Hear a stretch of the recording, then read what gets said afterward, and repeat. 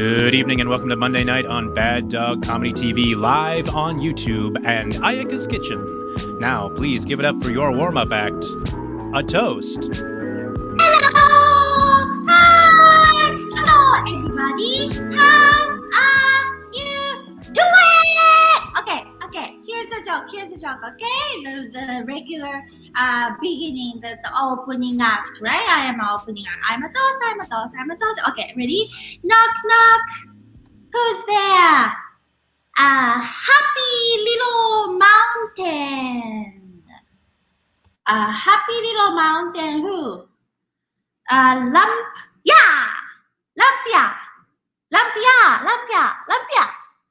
You get it? Okay, another mediocre joke. Okay, that's okay. That's my life. I'm a mediocre toast. That's okay. I'm a toast. Okay, bye-bye. Bye. Okay, another mediocre joke by toast. Is that a yay or nay? Nay? That's okay. That's my life. I'm in toast. Like, okay, hi, I'm Ayaka. Hi, everybody. Here's another episode of Ayaka's Kitchen on Bad Dog Comedy TV. Bad Dog is a great place, so let's donate money. It's just like getting a ticket to see a live comedy show, but it's on YouTube and you can be anywhere in the world and you can watch it. So yeah, if you're capable, please support Bad Dog because Bad Dog is a great place to be. And don't forget to subscribe. Don't forget to like the video. Subscribe. Thank you, Seann. Great teamwork. Like, subscribe. YouTube. Great. Thank you, Seann. All right, so here's another episode of Ayaka's Kitchen, and guess what? Great episode. I know it's gonna be a great episode because I have a great friend coming and great food waiting for me to consume. I can't wait, actually. I know it's gonna be really, really good. So let's just start cooking. So here's my amazing mega star, coolest badass, amazing star friend. Here's my friend Ann. Hi. Oh, Ayaka, I love that joke. I love that. Oh, you did? Yeah. Okay, then I don't feel too bad because No. I trust your comedy. You are such a funny person, and if you think it's okay, then it's okay. It's all in the delivery. Honestly, every joke is the same. It's all in how you deliver it, truly. Okay. Exactly. Okay, I got it. I learned comedy 101 from the very best. It's a delivery. Okay, so today I'm gonna be cooking some sushi and stuff, but I would love to know you. I would love to get to know you as well as I want the world to get to know you. So let's talk about your life. Cool? Great. Where do we start? Yeah, tell us, what's your background? I am Filipino. I was born in the Philippines and I lived there until I was 5. And then we moved to Canada, to Toronto in 1989. And here we are. Here we are. Yeah. Do you feel Toronto is your home or Philippines is your home? I definitely feel like Toronto is my home. Mm-hmm. It's all of where most of my formative years have been spent. And it's also where I just feel culturally very comfortable. Like this is where I feel normal. I don't feel like, oh, what's being said here? Because when I go to the Philippines, I'm like, what's being said? Yeah. Well, I just remember something. You told me when you went to the Philippines, they thought you're so cool because you speak English. Yes. It's half and half. It's very much like in public when you're out and I start to, because I look Filipino. I am Filipino, obviously. So I look one way, but then as soon as I open my mouth, everyone's like, oh, she's American. Everyone automatically just assumes I'm American rather than Canadian. And I will correct them. But everyone's just like, oh, wow. And people will often try to practice their English with you, which is just it's really nice. Yeah. For sure. Yeah. Oh, amazing. And I just can't wait to have this. So let's just get into food because it's sitting here and waiting for me. And I cannot wait to have it. So tell us, What is this? What is this? Oh, Ayaka. Oh, that looks so good. Okay, so what Ayaka is holding is lumpia, which is spring rolls. I feel like basically every Asian country has their version of a filling wrapped in either rice paper. Yeah, wrapped in rice paper, or dough. So this is a spring roll, basically, and it's usually pork based, and it's my favorite. You know, I just went, how do you say, above and beyond. Yes. So I ordered pork lumpia and vegetable lumpia, and there was one more on the menu that was fresh lumpia. Okay. Oh, I wonder what that is. I've never had a fresh. I think that's just them capitalizing off of Vietnamese fresh rolls. Oh, okay. It's like a Vietnamese Filipino fusion food, maybe. Absolutely. And yeah. honestly, what's funny about Filipino food is, for me personally, and the stuff that my family makes, it's not really vegetable based. A lot of Filipino food is very pork based, very fish based.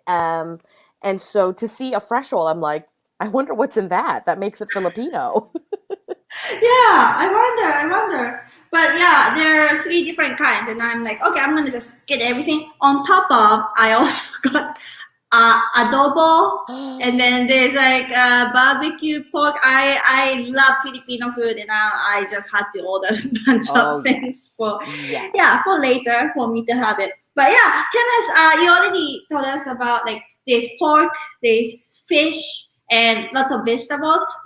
What's like a typical taste for Filipino food? Japanese is like soy sauce or miso. Like, is there anything like that for Filipino food? There is, and I would like people can come at me, but from my understanding and from my experience, a lot of Filipino food is soy and vinegar based. Like Filipinos love vinegar, and to sausaw, which means like to dip, as a dip with soy sauce, or like in a lot of adobo is broken down with vinegar, and so that's a big component in adobo, which is, you know, one of the basically national dishes.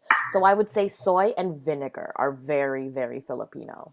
Yes, I just remembered. Any Filipino restaurant, there's always like a vinegar that you can just like. That's right, and it's got chilies and garlic.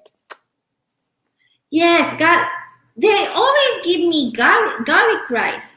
I never had like a regular rice from Filipino restaurant. Garlic rice always. That's good. What I love about Filipino restaurants, because when I'm at home, we have a rice cooker. Do you have a rice cooker, Ayaka? Just in your house? Not here, because I use like how do you call that? That job, not that job, but like a pot to make. Okay. I mastered it how to do it, but usually people don't have a rice cooker in a Japanese household. They're like, they're weird. Yes. Same thing with Filipinos. Like, I feel like not only is there always a rice cooker, but there is always rice in that rice cooker. So at any point of any day, I can just grab a bowl of rice, and it's always there. What was the question? Garlic fried rice. That's what it was. When I'm at home, we never make garlic fried rice, but that's why because we just have that rice, and we're like, why bother with the extra step? But when a lot of Filipino restaurants have that, because I feel like garlic rice especially comes into play for breakfast foods, and breakfast in the Philippines, like every meal has rice, which is what I love. I think every meal everywhere in the world should have rice. And in the Philippines, a very typical Filipino breakfast is garlic fried rice, an egg, and a meat. And it can be fish, it can be bacon, it can be pork, it can be hot dogs, my personal favorite. Okay. Fish, it's like any protein, but there's always going to be an egg and always garlic fried rice. You have garlic fried rice in the morning. Yeah. It wakes you up. Gives you power. You're not worried about like smell. No, not at all. And luckily you can brush your teeth right after breakfast. So that's the best time to eat garlic fried rice.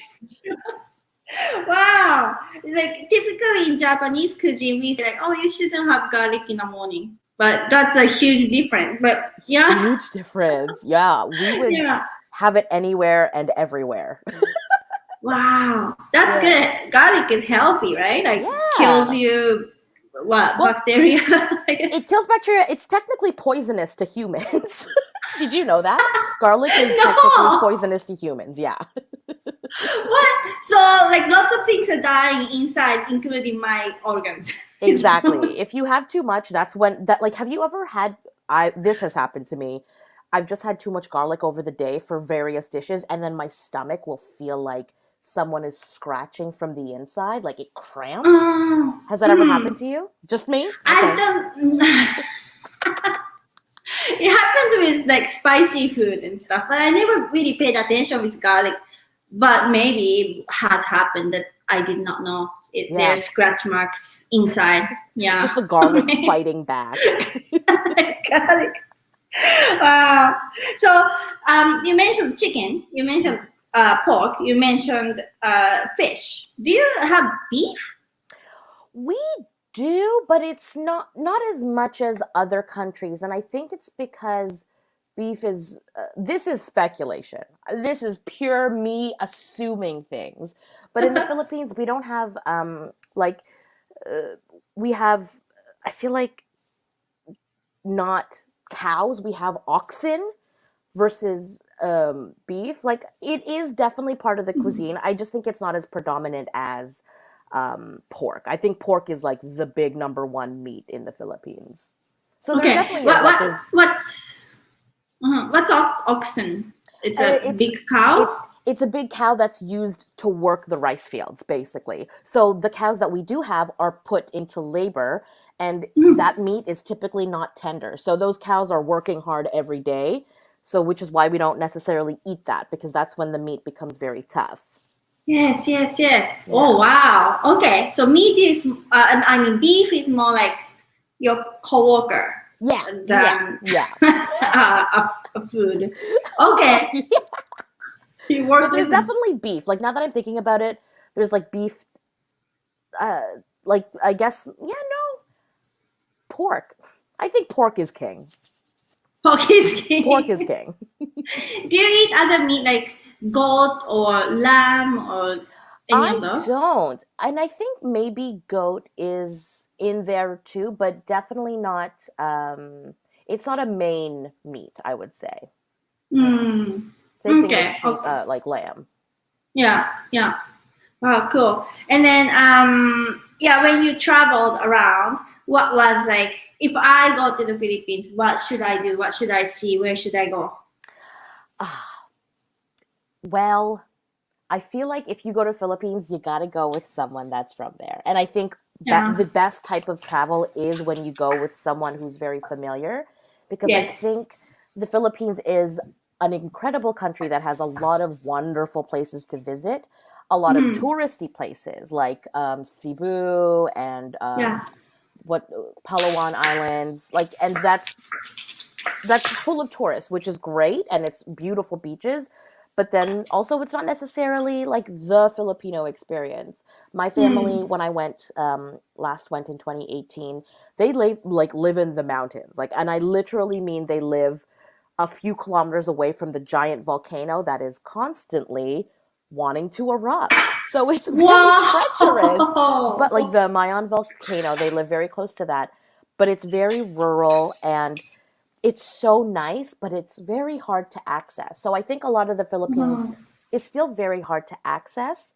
And from what I understand, it's a little bit deliberate, because the locals want to keep it so that the locals can still enjoy their own country. So they don't necessarily, they don't do like, for example, we went to Caramoan Islands, which is where Survivor filmed. Like, it's a literal island paradise. One of the seasons of Survivor filmed there, and we saw like the one of the things was a bunch of logs standing in the water, so it was one that you had to like balance while on one foot. Like, we saw some of the challenges physically still there. Yeah. So we went there, and it took maybe 6 or 7 hours, when if there was a direct road, it probably would have only been like 2 or 3 hours. But because It was all along a mountain road that wound around. There was no direct path. You had to take smaller paths, go up mountains, go down mountains. It was very hard to get to. But once you got there, it was one of the most beautiful places on earth. And I think that's one of the things that's really cool about the Philippines is that it has, except for a couple of different places, it really hasn't been touched. And that's a lot of the reason why is because the country kind of, and the people there want to make sure that locals can still enjoy these beautiful paradises. Because if you look at Cebu and Palawan, those places are very, very busy and very expensive for locals. And so they can't really enjoy the things that they ought to enjoy. Like that's their land. And strictly because the Philippines is not necessarily a rich nation, it's a very beautiful one. But if you were to go to the Philippines, I would take you to Caramoan Islands. You would probably get a little bit sick from all the winding roads like I did in the car, but it's absolutely worth it because it was just, we traveled maybe an hour on like a rickety boat and then got to just like a secluded island where there was like a sandbar, not like a drinking bar, but just like a lot of flat sand for like such a huge distance that you could just sit and enjoy. And like at one point you could walk from island to island because that's how shallow the water was. Wow. But depending on the time of year, that sand gets washed away too. So short answer, Caramoan Islands is where I would take you. And Manila. Manila's Okay. a great busy city. There's so many islands, right? I don't even know. 700. More than I can count, certainly. Yeah. Oh, that's so nice. And then, so what do locals do there? Like, I know, Filipino loves karaoke. Yes. Is that what they are protecting from the tourists? Is that what it is? Honestly, yes. Because when we go to a bar in Toronto, the karaoke lineup, you have to wait like 2 hours until it's your turn. And locals, they don't want that. So they have their own karaoke machines at home. At home. At home. At home. Wait. So like people, like friends gather at home and do karaoke? Or just themselves, just you at your own house. And it's not just like the microphone and like a computer screen. It's literally like a TV that is attached just to a console where you have to punch in the numbers of the songs. Like it is its own system. Wait, do you have like a books? Just There like is the book. when you go to like a regular karaoke box, like those Japanese, Korean owned karaoke box, you just like type in the number. They have that at home. Yeah, they have the full system at home. And I know this because when I went, my family goes in May because that's when there's like sort of a big celebration of the town that they're from. It's kind of like their version of All Saints Day where they celebrate the patron saint of their town. And it's like a big homecoming. Like that's when my parents go every year. So when we went, it's like a big party basically for 2-3 days. And one night I was tired in bed, but everyone was still partying and the neighbors were playing their karaoke machine until maybe 5 or 6 in the morning. And so I just had to sit and listen and not sleep, but listening to just people singing karaoke all night long. Like that is how much Filipinos love karaoke. Wow. It was a You lot. drinking, right? Oh, yes. Drinking They were alcohol? drinking. What kind of alcohol? I believe the one that I was drinking was called Red Horse or something like that. That's a beer. And then because my family lives in the mountains, some sort of a liquor that I have no idea how it was made. Like something that just comes in a bottle. I love that. Yeah. You don't even know what it's made of. No idea. Like someone told me at one point, but obviously I didn't recognize any of the ingredients that I remember what it is currently. But it's just like moonshine. Yeah. I love that so much. Yeah. And I know one thing is, how do you call? Wait, what's the shoe has the red bottom? Louboutin. Yeah. Louboutin. Okay, so it's so similar to that word. Louboutin is like Filipino people eating while they drink. Like they don't just drink. Like that's what I learned with other Filipino friends. That like you always eat something, and that happens until 6 a.m. according to your family. Absolutely, because that's the thing. and I'm sure that it is similar this way for other towns as well, but during that celebration, basically every house makes an insane amount of food, like so much food all day long. And basically during the day, you go from neighbor to neighbor to neighbor because everyone's family there. Like literally, they're all related somehow because it's a small town. So you just go from house to house eating the different foods, and different houses make different things the best. So like maybe at one place you go get pancit, which is noodles, and somewhere else you would get lechon, which is the roasted pork. Lechon is also very Filipino. That is, which is roasted pork that is usually over a spit, and it's rotated, and it's, I love. I love lechon. That's a big feast, right? Like a Yes. huge, like actual whole pig. Exactly. It is a full Oh, pig, and if you're lucky, it is, by the time you see it, it is carved up, and you just get to like steal pieces of the skin like a little asshole, because that's the best part. Just like the Wait, there's crispy a name skin. for that skin. What's the pork skin? Oh, It will come to me. I don't remember. But like you snack them, right? Filipino Yes. people snack like Yeah. it's in like just like potato chips. I see it sometimes like in the Chicharron. supermarket. Chicharron, yes, chicharron. Yes, we love chicharron. Yeah. So that's when they like fry the skin and it puffs up. But like with roasted pork, it's if you different. get it going long enough, that they'll just take the sort of top layer of the skin and it becomes incredibly crispy and incredibly like melts in your mouth and like snaps. Like, have you ever, the equivalent to me is like tempered chocolate, like very thin chocolate that goes when you break it in half, like very thin. That's what it's like. And the best lechon is a beautiful mix of that thin skin that's like a salty bite, and then like a layer of fat, and then a layer of the meat. Yes, I yes, love yes. lechon. You're so passionate. You're so I passionate. love roasted pig. So good.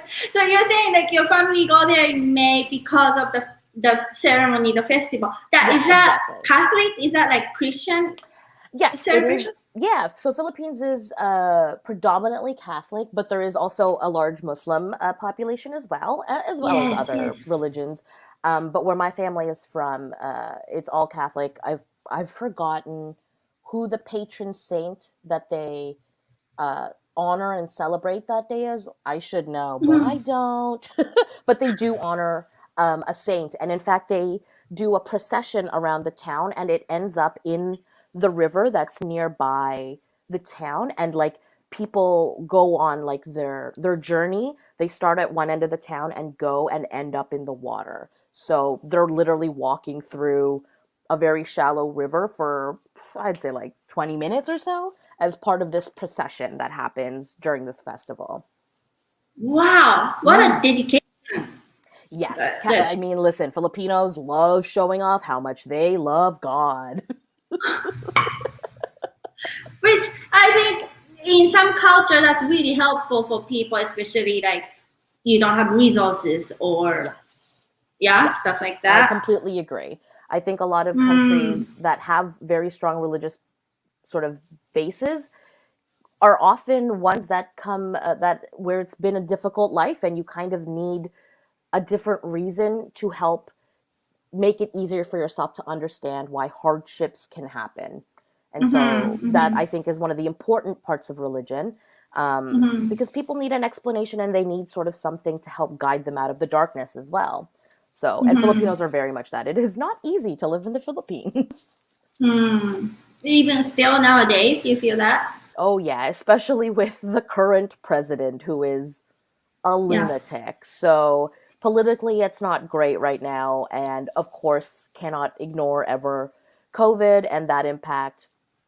So I think the country's doing okay, but like, you know, they're not Canada. They don't have access to vaccines. They don't have access to multiple vaccines like we do.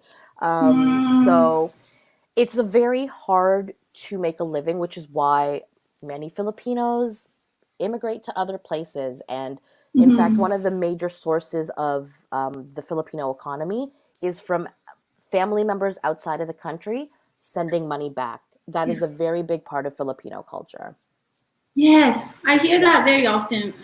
And also, when I was on the ship, everyone was doing that. And then I hear lots of Filipino people in the Middle East as well. That's what I heard. Yes. Mm. Yeah, there's a lot. Like Yeah. my dad even worked in Saudi Arabia for I think 2 years when I was a baby. So he worked there, Really? and then he moved back, and then we just moved to Canada when I was 5 because I had an aunt here. So I see. And that explains so much about like how tight the family tie is. Like doesn't matter where you are in the world, like we still support you, and when you are back, like we love you so much, like welcome you like so much. I think all of my like Filipino friends, they have such a tight family. Is that what it is? yeah, that's exactly it. It's a very the family bond is very tight. Like I still live with my family. I still live with my parents. That is very normal for Filipino culture. Like it's abnormal for me to move out unless I'm married. That's something that happens in North America. Like if you're in the Philippines, you kind of just live with your family and whoever else lives in that house. Yeah, and it's great because it's a support system that a lot of Western cultures don't necessarily have.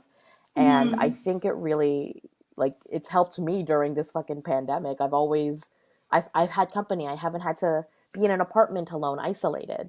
So it's a really cool thing. And also, like, the idea of working and then giving back to the family who has it a little bit tougher than you. I think that is such a key part of Filipino identity, is that, like, Filipinos are they go out of their way to help you. We are caregivers. And you see that with the types of jobs that we take. Many of us are nurses. Many of us work in healthcare and babysitting. And these are the jobs that take care of society. And I think that's one of the coolest things about Filipinos, is that it's in our blood to help others. Wow, that's so beautiful. It just clicked in my head. Yes, so many caregivers, nurses, everyone's like supporting others. That's so true. I never thought of that, but you put that beautifully. And here's another beautiful thing. I made sushi. Oh my gosh. That looks so good, Ayaka, because it combines what I would eat, which is lumpia, with rice, but now it's different because it's like that beautiful Japanese rice with a little bit of like is it mirin? Is that what's in, or sushi? Ooh, you know what? It's vinegar. Vinegar and salt and sugar all together. So Ayaka, that's so Filipino to put vinegar in the rice. I know. As you were saying that, I was like, oh yeah, that's true. And also Filipino flavor sometimes very sweet to me. Even though it's a savory dish, it's sweet. So like sushi rice is exactly like vinegary, savory, and sweet at the same time. So that it's gonna go well. I'm gonna eat it. Please. I bet if you make that with the roasted pork, if that's what you also have, I bet you that would be so good too. Okay, after the show, I know what I'm doing. I'm gonna be rolling more rolls. Okay, so Anne, we didn't name this roll. Should we call it lumpia roll, lumpia sushi roll? Let's call it. You know what? In the spirit of Filipinos always wanting to nurture and being loving, let's call it like the hugging roll. Because I feel like this is a perfect example of, like, first of all, what sushi is, which is literally Porky's King roll. That's another great one. Like how the rice envelops and takes care of what's inside, just like a good Filipino does. That's beautiful. Hugging roll. Okay. Hugging roll. Okay, so now I'm gonna eat it, and I usually ask Seann to put a drum roll so no one has to hear me chewing. But you are an amazing singer, and oh God, we're talking about karaoke this whole time. You have to sing me a song. You have to sing me anything. Okay, fine. It's gonna be BTS because why wouldn't it? You know what? I thought you were gonna pick a BTS meal from McDonald's for this show, but you didn't. So I'm proud of you. But yeah, okay. Here's the sushi I'm gonna eat. Here we go.